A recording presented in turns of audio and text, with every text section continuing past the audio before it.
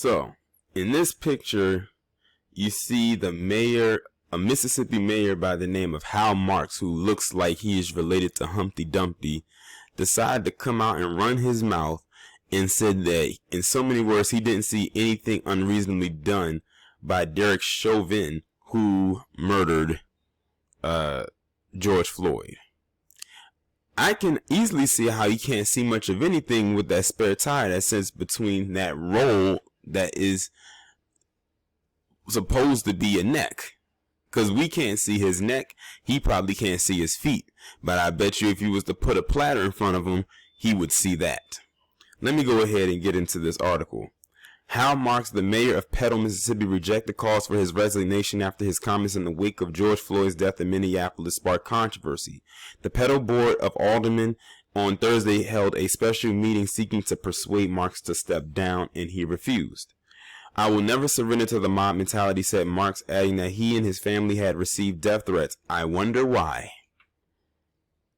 Residents with the oceans running high call for his resignation. Protests sparked by his comments are planned over the next 3 days.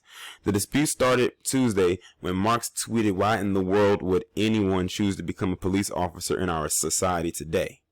The mayor was referring to the the terrorists who were fired Tuesday, a day after Floyd died after being pinned to the ground by one of the officers. Marx received backlash, but he says his words were misinterpreted by some.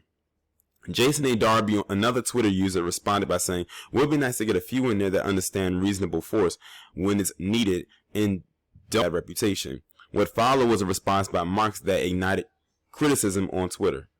"If you were talking about the incident in Minneapolis, I didn't see anything unreasonable. If you can say you can't breathe, you're breathing. Most likely that man died of an overdose or a heart attack. Video doesn't show his resistance that got him in that position, police being crucified." So wait a minute. You want us to believe that this tweet that you wrote, Humpty, was misinterpreted. You said it right there that you believe that he resisted arrest, that he probably died of a heart attack or an overdose, and not because Chauvin was pressing his knee into this man's neck. That's not what you want us to believe. So I would like to know, what video did he see? Or is the excessive weight blurring your vision as well? Because you must have seen a whole nother video that the rest of the world did not see. I would like to see, was that the director's cut that, you know how they have deleted scenes? Was that the deleted scenes version that we didn't see? Because if so, please let us see that. The tweet in his account has since been deleted. What Marx meant, he said, was one knows for sure how Floyd died or what the circumstances were before he was pinned to the ground by a Minneapolis terrorist. "I think that people are quick to judge the police before they have all the facts," he said. "I can't say whether a crime was committed or whether they did anything right or wrong. All I'm saying is don't rush to judgment based on what you see in the video." See, this is exactly why there are two different worlds between us and the PC individual such as him. He probably has never had a run-in, as if he would ever run, with the police in his life. Except for maybe a traffic infringement or a ticket or something like that. But never like this. This is exactly why many of them can never understand our plight. And I don't know why many of us are trying to make them understand it.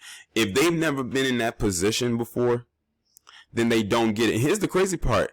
I believe that there are PC people out there who have probably been the victims of police brutality. But because mainstream media doesn't put their stuff out there, they believe it doesn't happen to them. But then when it happens to us, they'll come out and say, it's not that big of a deal. It's not that bad. You shouldn't have been resisting. Why do they keep talking about that? It's some of us who get affected badly. Well, if you understand so badly, then why do you give so much pushback? Because in the back of their mind, they do not want to speak ill of the people that protect and serve them. That would be them getting off code. And they need that protection.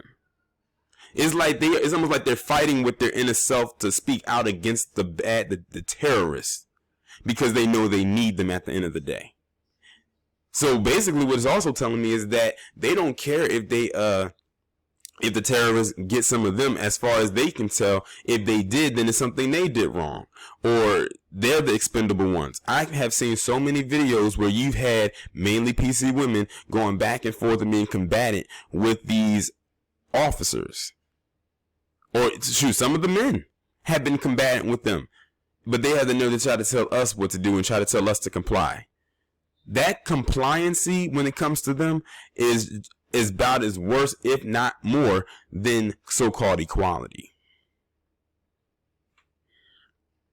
Marx, who was first elected in 2009, said he was asking people to wait until all the facts were out before throwing stones at the police. I've seen too many cases before where the police were judged to be guilty in the public's eye, but later were found to be not guilty under the law. For sending that, all of a sudden I'm called racist. I need to have a knee put on my back. Apparently on your back, because they can't find your neck, because the terrorists put the knee on George Floyd's neck, not his back. All kinds of hateful stuff simply for having an opinion and asking people to get all the facts before they judge. No, it's the fact that you are completely dismissive of what we all saw in that video, and then try to say that he most likely died of a heart attack or a drug overdose. So now you're trying to put an ailment on him that he most likely does not have a heart condition, because we don't know his medical history. And then you say he probably died of a drug overdose, and he probably wasn't even doing drugs. Now, what's going to happen when that autopsy report comes back and they don't find any drugs in his system for the last week or so? Then you're going to have to eat your words, because then you say he probably died of a drug overdose. And I hope that they put the autopsy stuff out there and they don't find drugs in the system. And when they do, they need to call Hal Marx and say, look, you put out there that he most likely died of a drug overdose or a heart attack.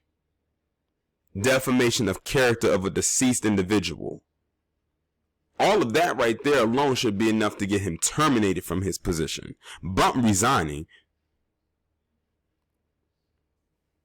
Regardless of Marx's intent, Clarence McGee, president of the Forest County NAACP in Mississippi, said the mayor's remarks was uncalled for.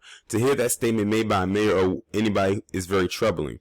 What we saw was disgusting on the part of the officer and leaves me with mixed emotions. Believing and thinking that we have not gone far enough in this day and time with social media and all that kind of stuff, nobody should condone that. Everybody should condemn it, including the mayor. Skin color had nothing to do with it. I beg to differ. When he said that skin color had nothing to do with it.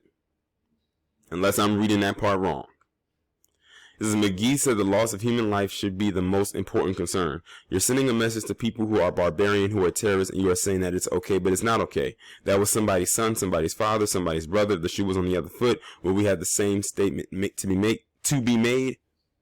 Marx said he wasn't trying to make a statement. He said people have interpreted his words how they want to without considering his intent. He said they've already got their minds made up. If you got a different opinion, then you are somehow a horrible person. There is nothing I said that is factually incorrect or racist or has anything to do with race at all. So he has an ego. Well, that pretty much lets me know which way he leans politically and who he most likely voted for 4 years ago. And that's pretty much it. Listen. There's more people out here like Humpty. I'm almost certain of it. I'm telling you, this guy looks just like Humpty Dumpty from head to toe. And he just kept trying to say, oh, his words are misinterpreted. You laid really pretty much out there how you felt about George Floyd. And I wouldn't be surprised if you had them same kind of words for other black people who were unfortunately put in those positions. But until he has been put in that type of position of being uncomfortable and feeling pain, he would never understand. That's why it doesn't surprise me that he said something like that. It doesn't surprise me if anybody echoes the same type of sentiment that he does.